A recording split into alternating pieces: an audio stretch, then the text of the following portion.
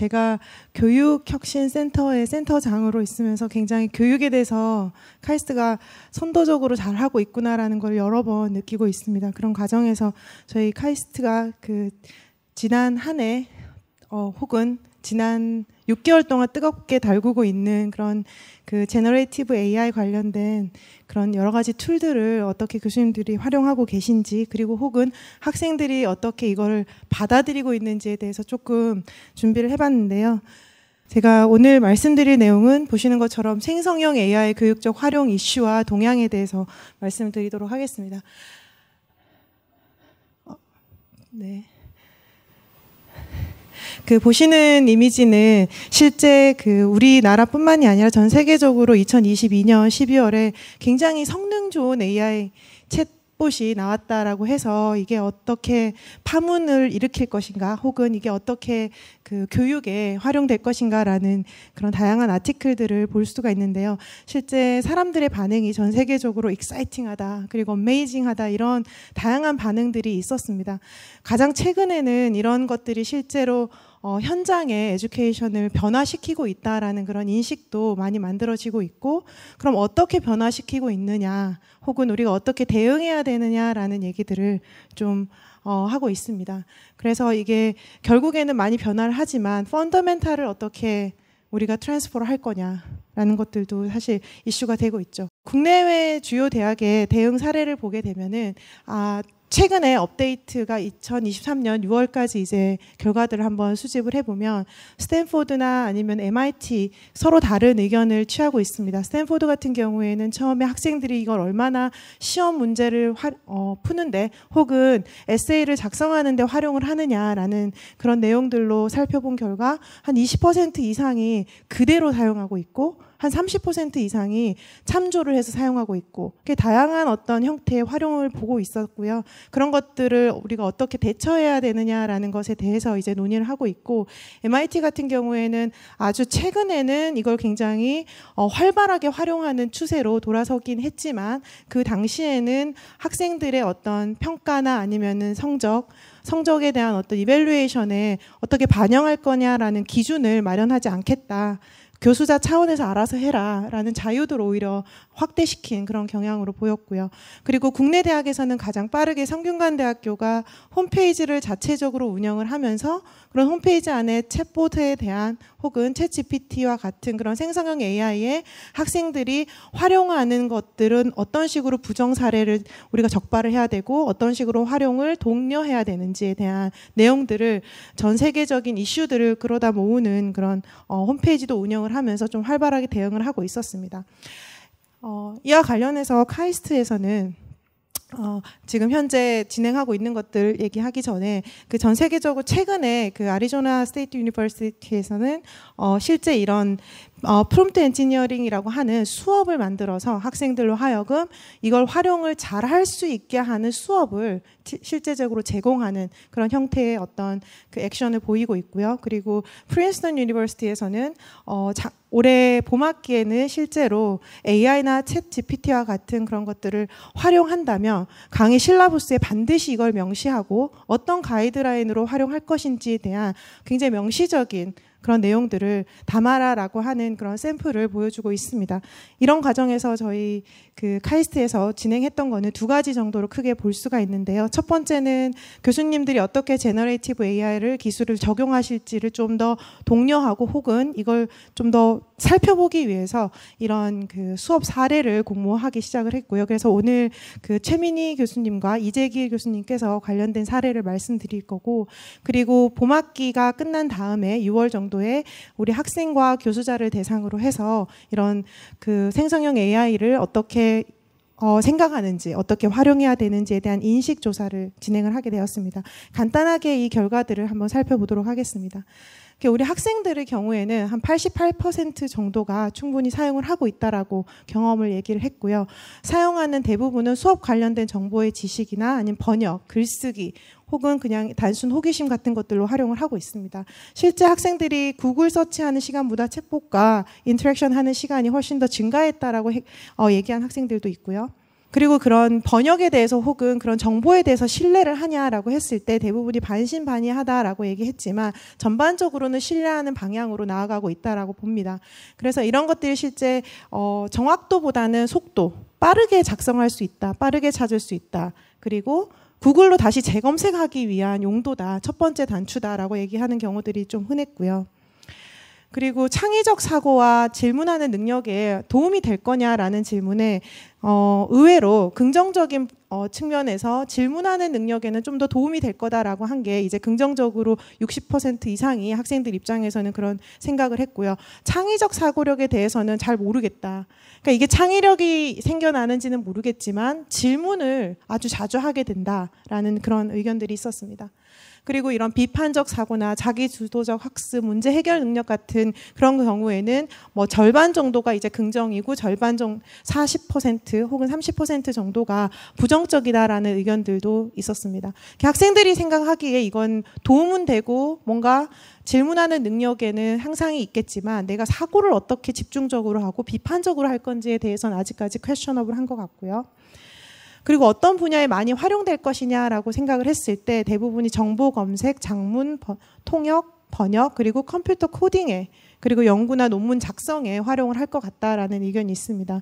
실제로 컴퓨터 코딩에 활용하는 사례들이 많이 증가하고 있고 최근까지도 학생들이 이걸 통해서 스타팅을 하는, 코딩에 대해 스타팅을 하는 그런 경향들이 있어서 아마 앞으로도 좀 더 강화되지 않을까 해서 오늘 이재길 교수님께서 그 활용 방안에 대한 내용을 말씀 주실 거고요. 그리고 이런 것들에 이제 교수자 입장에서는 자주 사용한다, 그리고 한두 번 사용해 봤다라고 해서 거의 90%, 지금은 거의 100%가 사용하실 걸로 제가 생각이 드는데요. 그 학생들과는 다르게 수업에 활용을 적극적으로 하신다기보다는 번역이나 글쓰기, 호기심을 이렇게 충족하는 그런 용도로 많이 활용을 하고 계시다고 합니다. 그래서 이게 학생들과는 조금 차이가 있는 면이 수업에 적극적으로 활용하고 계시는 경우는 아직까지는 사례가 많지는 않다라는 생각이 들고요. 그렇기 때문에 저희가 그 센터에서는 봄학기 때 이런 것들을 좀 활용하는 분들을 밖으로 끌어내보자라고 해가지고 그런 사례 공모를 진행을 하게 되었습니다. 그럼 이런 내용들을 신뢰하느냐라고 했을 때 실제로 신뢰하는 부분들에 대해서는 반신반의함이라고 얘기했고, 그리고 앞으로는 우수한 뭔가 향상되는 AI가 있으면 훨씬 더 많은 신뢰도를 높일 걸로 생각을 하고 있지만 앞으로 사용할 의향은 충분히 있는 걸로 생각을 하고 있고요. 그리고 많은 교수님들께서 수업 환경 발전에 이걸 어떻게 적용할지를 고민하고 계신다고 합니다. 그래서 이게 수업과 교육에 직접적으로 영향을 미치게 되는 건 아마 내년 정도에서 다양한 툴들을 활용하시게 되면서 적극적으로 활용되지 않을까라고 생각이 들고요. 그리고 교수님들의 생각에도 질문하는 능력은 조금 있을 것 같긴 하지만 창의적 사고력에서는 그렇게 도움이 될 것 같진 않다, 혹은 도움에 큰 영향을 주지 않을 것 같다라고 생각을 하시고 있고, 그리고 이런 것들이 비판적 사고나 자기 주도적 학습, 그리고 문제 해결 능력 같은 경우에도 학생들과 동일한 정도의 어떤 설문 경향성을 보이고 있습니다. 실제로 이런 것들이 학생을 굉장히 적극적으로 어떤 분야에 도입시키고 혹은 그거에 호기심을 스타팅하는 데에는 도움이 되겠지만 그런 것들을 창의적으로 이끄는 데에는 우리가 기존에 하던 다양한 교육적 방법들이 당연히 필요하다라는 것들을 생각을 해볼 수가 있고요. 그래서 어디에 많이 사용될 거냐라고 했을 때 결국 정보 검색이나 글쓰기, 번역, 통역, 그리고 컴퓨터 코딩 같은 그런 곳에서 많이 활용될 거다라고 이제 인식을 가지고 계십니다. 결국 이런 것들이 카이스트에서 어떻게 활용해야 되겠냐라고 해서 이게 가장 어떻게 보면은 정리를 해볼 수가 있는 슬라이드라고 생각하는데요. 학생들 입장과 교수자 입장에서 거의 자율에 맡겨야 한다, 혹은 제한적으로 사용을 해야 한다, 금지해야 한다, 뭐 다양한 의견들이 있지만 실제로 이걸 금지하는 거는 좋은 사례가 되지 못할 걸로 생각을 합니다. 아시다시피 세상은 당연히 바뀌고 있고요. 그 바뀐 과정에서 다양한 도구들이 생겨나고 있기 때문에 그러면 이런 것들을 자율에 맡겨야 하는데 학교 입장에선 뭐가 필요할까라고 얘기를 했을 때 실제로 매 수업에서 교수자가 AI 사용에 대한 가이드라인을 정해주면 좋겠다. 이번에 그 강의 실라부스를 받았을 때 이런 것들을 정한 교수님들이 생각보다 많지는 않았습니다. 그런 측면에서 우리가 이거를 적극적으로 강의 실라부스 실러버스에서 적용해야 한다라는 게 학생들이 생각하는 거고, 왜냐하면 공정한 어떤 수업과 평가가 돼야 되기 때문에 그런 부분에 대해서 가이드가 굉장히 중요하고요. 그리고 기초 단계에서는 사용을 지향하고 좀 더 어드밴스 단계로 나아가기 위한 툴로 활용해야 된다라는 생각들을 많이 하고 있고, 교수자 입장에서는 수업에서 AI를 활용할 때 사용 관련 안내가 필요하다. 결국 같은 얘기를 하고 있습니다. 사용은 하되 관련된 가이드라인을 제시해야 한다라는 그런 의견들을 주고 있습니다. 결국 이런 측면에서 봤을 때는 카이스트가 아마도 이번 가을 학기에는 그런 실라버스에 많은 걸 담지 못했지만 다음 봄학기 정도에는 실제로 이런 것들을 적극적으로 담아서 어떤 다양한 도구들을 활용할 수 있는지, 혹은 어떠한 가이드라인을 가지고 학생들을 평가할지에 대해서 좀 기준을 마련해야 된다라고 생각을 하고 있고요. 그럼 여기까지 이제 제가 설문조사를 했고, 그 뒷부분에 이제 다양한 팁들에 대해서 이제 공유를 해주셨던 내용을 잠깐 보여드리도록 하겠습니다. 그래서 뭐 학생들 입장에서는 혹은 교수자 입장에서는 어떤 내용들을 가지고 활용하면 좋겠냐라고 했을 때, 흥미롭게도 퀘스천 트리를 작성하게 하면 좋겠다. 결국 질문의 트리가 여기서 형성될 수 있다라는 생각을 같이 공유하고 있는 것 같고요. 여기까지 이제 제가 그 설문조사에 대해서 말씀을 드렸고, 그러면은 제가 생각하기에 이런 시대적인 혹은 이런 그 현대 그 다양한 툴들에 대한 상황을 잠깐 공유하기 위해서 제가 한번 찾아보는 걸 잠깐 공유해드리면, education이라는 말이 실제로 do care라고 해서 do care라고 하는 게 끌어내다, read라는 뜻이고요. e가 out, 밖으로 끌어내는 게 에듀케이션이라고 서구적인 어떤 측면에서는 이런 단어를 표현을 합니다. 우리 교육은 기르다라는 게 조금 더 맞겠죠. 기르고 양육하는 데 활용되는 그런 것들이 있긴 한데, 결국은 교육이라고 하는 거 혹은 에듀케이션이라고 하는 거는 인간 안에 존재하는 지식이나 능력들을 밖으로 끌어내는 행위라고 생각을 할 수가 있는데요. 그렇게 끌어내는 걸 가장 잘 했다라고 평가받는 사람이 결국은 소크라테스라고 얘기를 합니다. 어떤 형태로 끌어내냐 하면 질문과 답을 연속적으로 하는 거죠. 계속적으로 질문과 답을 하는 그런 문답법. 그걸 다시 말하면 삼파술이라고 그랬고, 소크라테스의 어머님이 삼파였다라고 얘기를 하는데, 그런 삼파가 결국은 뭔가를 도와주는 사람, 뭘 하기 위해서 도와주는 사람이라고 이제 얘기를 하는 것처럼 그런 방법들을 교차 신문을 통해서 만들어내는데, 이거에 대한 궁극적인 목적은 우리가 그냥 플라톤이 해석하기에는 무지의 자각이나 혹은 다른 형태로는 개념을 규정하고 음미하고, 그리고 이를 통해서 새로운 사상을 낳게 하기 위한 그런 창조적인 어떤 과정을 이끌어내기 위한 과정이었다라고 얘기를 합니다. 결국 여기에서 모든 것을 시작하게 하는 게, 결국 이런 그 뭐 하브루타라고 하는 이스라엘의 탈무드 교육 방법도 그렇고, 우리가 교사와 학생 간의 질문과 답 혹은 질문과 답을 하는 서로 상호작용, 그리고 이런 우리가 처음에 국민학교 혹은 초등학교 들어가면 이런 짝꿍이 늘 있었죠. 그 듀라고 하는 게 에듀케어에서 듀라고 하는 것도 페어, 2명 이상을 의미하는 거고, 그리고 이 챗봇이라고 하는 것도 실제로 검색의 기능이 아니라 대화의 창입니다. 결국 다시 말하면 이런 툴들은 질문은 대화를 시작하게 한다라는 기본적인 스타트에 이제 근간을 하고 있다고 저는 생각을 하고요.